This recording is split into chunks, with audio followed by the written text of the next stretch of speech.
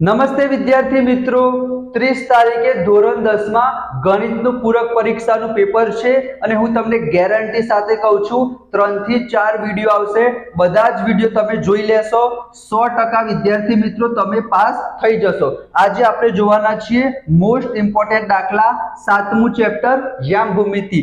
11 માર્ક્સનું છે વિદ્યાર્થી મિત્રો. એમાં બે જ સ્વાધ્યાય છે, 7.1 અને 7.2. તો કયા 5 થી 6 મોસ્ટ ઇમ્પોર્ટન્ટ દાખલા છે એ તમારા પેપરમાં પૂછાવાની સૌથી વધારે શક્યતા છે. તો વિડિયોને અંત સુધી જોજો. બીજા બધા વિડિયો જોવા માટે તમારે શું કરવાનું છે? ફટાફટ ચેનલને સબસ્ક્રાઇબ જરૂર કરો, તમારા દોસ્તો સાથે શેર જરૂર કરજો. તો આપણે સ્ટાર્ટ કરીએ. સૌથી પહેલા વિદ્યાર્થી મિત્રો, મોસ્ટ ઇમ્પોર્ટન્ટ ચેપ્ટર કેમ છે? કારણ કે વિભાગ બી માં અને વિભાગ સી માં બે દાખલા પૂછાવાના છે.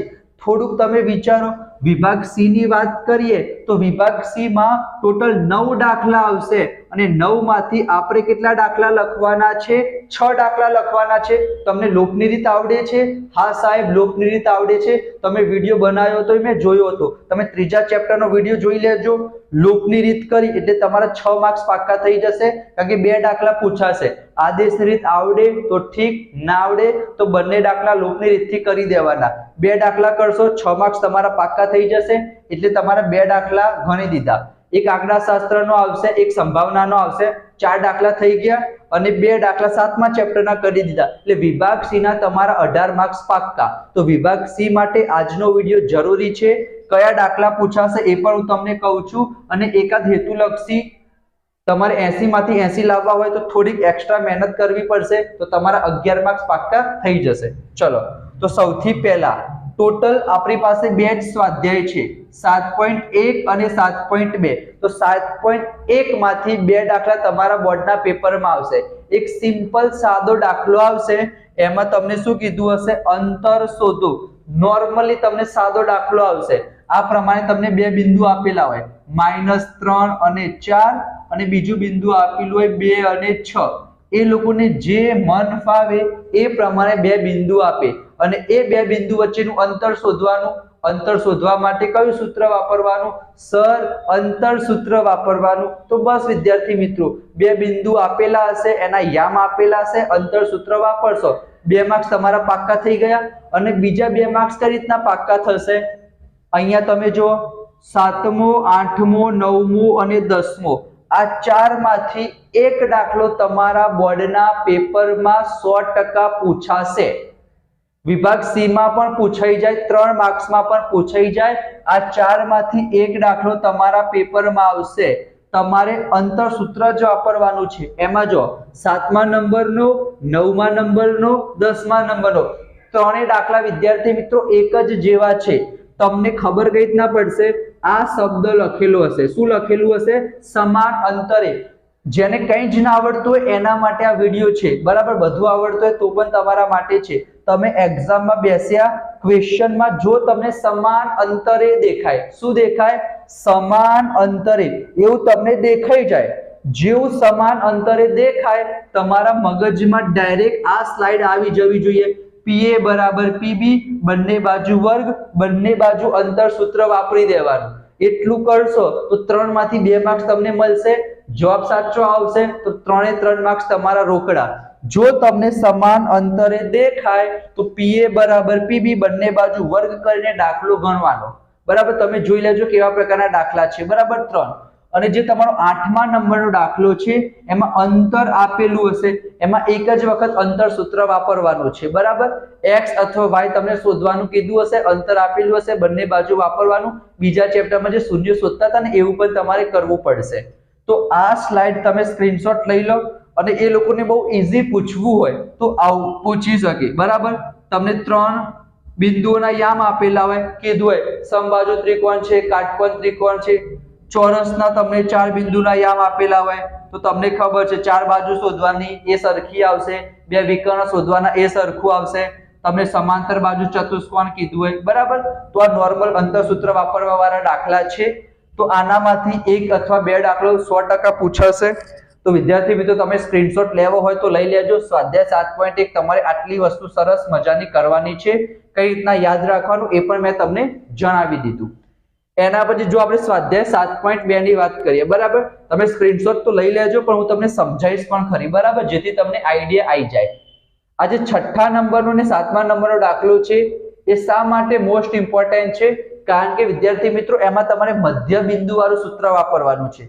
આ તમારા હેતુલક્ષીમાં પણ પૂછાઈ જાય.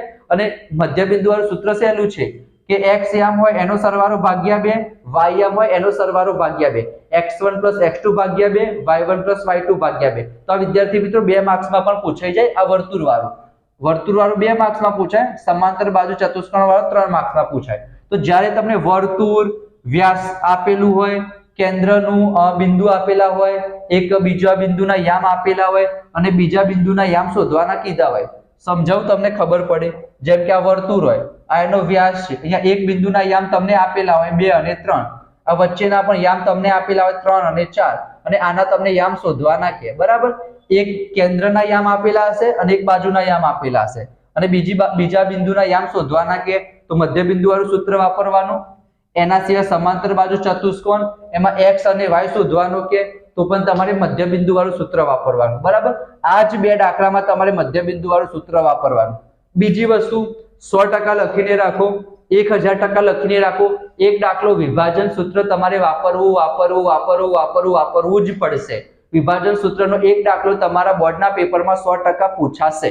કઈ રીતના પૂછાય એ જોઈ લો. એક તો સિમ્પલ આ રીતના પૂછાય, 2 બિંદુ આપેલા હોય અને તમને કીધું હોય કે વિભાજન બિંદુના યામ શોધો. આ રીતના તમને ગુણોત્તર પણ આપેલો હોય. એકને x1 y1 કહી દેવાનું, બીજાને x2 y2 કહી દેવાનું, આને m1 m2 કહી દેવાનું. વિભાજન સૂત્ર આપણને ખબર જ છે, સૂત્ર લખો, કિંમત મૂકો, જવાબ લાવો. જવાબ નહીં આવે તો પણ ચાલશે, સૂત્ર લખશો, કિંમત મૂકશો તો પણ તમને 3 માર્ક્સનો પ્રશ્ન હશે તો 2 માર્ક્સ તો તમને એ લોકો આપી દેશે, બરાબર. તો કોરું નથી મૂકવાનું. એના સિવાય વિદ્યાર્થી મિત્રો જ્યારે પણ તમને કયો ગુણોત્તર શું દેખાય, જેમ સમાન અંતરે કીધું એ જ પ્રમાણે જો તમને કયા ગુણોત્તર એ તમને દેખાઈ જાય, એનો મતલબ તમારે શું શોધવાનું હશે? m1 અને m2 નો ગુણોત્તર શોધવાનો હશે. જ્યારે શું દેખાય, કયા ગુણોત્તરમાં વિભાજન કરશે, ત્યારે શું શોધવાનું હશે? m1/m2 શોધવાનું હશે. 2 બિંદુ વિદ્યાર્થી મિત્રો તમને આપેલા હશે. તો એ પ્રમાણે એના સિવાય એ લોકોને થોડુંક ટ્વિસ્ટ કરીને પૂછવું હોય તો આ રીતના પૂછાય, ત્રિભાગ બિંદુઓના યામ. એમાં તમને અહીંયા જેમ ગુણોત્તર આપેલો છે 2:1, 1:2, 3:3 એવું ના આપેલું હોય, તમને એમ કીધું હોય ત્રિભાગ બિંદુઓના યામ. તો ત્રિભાગ એટલે 3 ભાગ પડે, તો એક વખત 1:2 વાપરવાનું, એક વખત 2:1 વાપરી દેવાનું, બરાબર. 2 વખત વિભાજન સૂત્ર વાપરવું પડે. 4 સમાન ભાગ વાળો પણ આવે છે, પણ મને નથી લાગતું એ પૂછાય. એના સિવાય એ લોકો થોડું વધારે, એ લોકોને થોડું પેપર ડિફિકલ્ટ બનાવવું તો આ પ્રમાણે દેખાઈ જાય, બરાબર. તો જો અહીંયા પણ મેં લખેલું છે IMP, તો ગભરાઈ નહીં જવાનું. તમને સિમ્પલ હું તમને શોર્ટ ટ્રિક યાદ રાખી દઉં તો ઉપરનું 3 તો એમને એમ લખી દેવાનું, નીચેનામાંથી ઉપરનું બાદ કરી દેવાનું. 7 માંથી 3 જશે તો કેટલા આવશે? તમે કહેશો 4 આવશે. તો બસ m1 અને m2 નો ગુણોત્તર કેટલો લઈ લેવાનો? 3:4 લઈ લેવાનો. એના સિવાય આ પ્રમાણે 2 બિંદુ આપેલા જ હશે. તમને કઈ ખબર ના પડતી હોય એક વખત તમે ગણો. ના આવડે તો રવિવારે વિદ્યાર્થી મિત્રો લાઈવ આવવાનો છું, એમાં મોસ્ટ ઇમ્પોર્ટન્ટ ચેપ્ટર બધું જ કવર કરાવી દઈશ. 80 માંથી 80 માર્ક્સ રીતના લાવવા એ પણ હું તમને સમજાવી દઈશ. વિજ્ઞાન અંગ્રેજી પણ કરાવીશ. તમારી ચેનલ છે, તમારા સપોર્ટની મને જરૂર છે. તમને લાગતું હોય કે આજે મેં જે કંઈ પણ કીધું એનામાંથી ઘણું બધું પૂછાઈ શકે છે, તો તમારે શું કરવાનું છે વિદ્યાર્થી મિત્રો? વિડીયોને લાઈક કરજો, ચેનલને સબસ્ક્રાઇબ કરજો, દોસ્તો સાથે શેર કરી દેજો.